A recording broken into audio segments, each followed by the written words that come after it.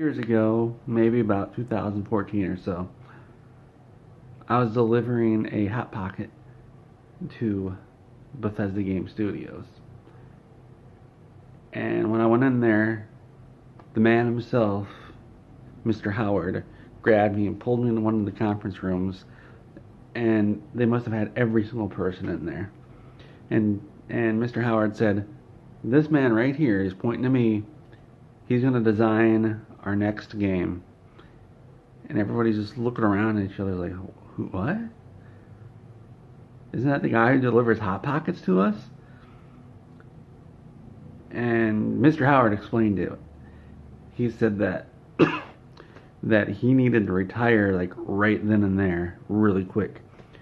And he had a buyout option for $10 million, where if he produced a game that flopped, he could just quit right then and there and get $10 million from ZeniMax. And everybody's like, "Oh, that's okay, yeah, that makes a lot of sense." And so he stands me in front of the podium and he says, "All right, Mr. whoever you are." And I said, "My name's Mr. Catman." He said, "All right, Mr. Catman, tell us about the game that you would make.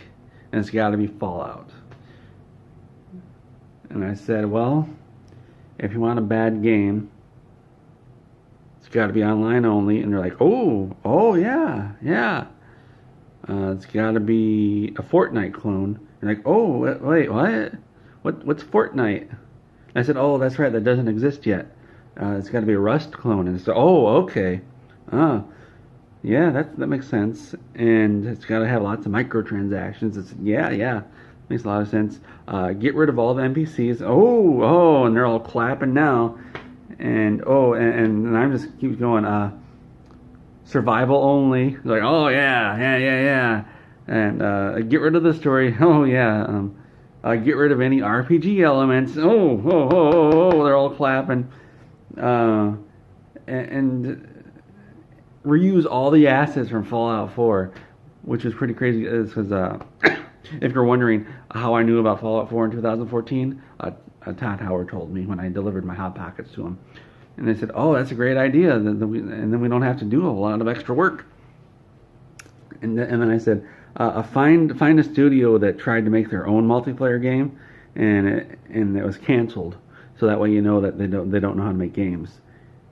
And they said, "Oh, that's a great idea." And then they got Battle Cry Studios to start making the game. And that's what happened in 2014. And I guess they weren't listening. They were listening, but they weren't listening because it looks like Fallout 76 is going to be a good game, just despite the fact that I gave them the blueprint for the worst game ever.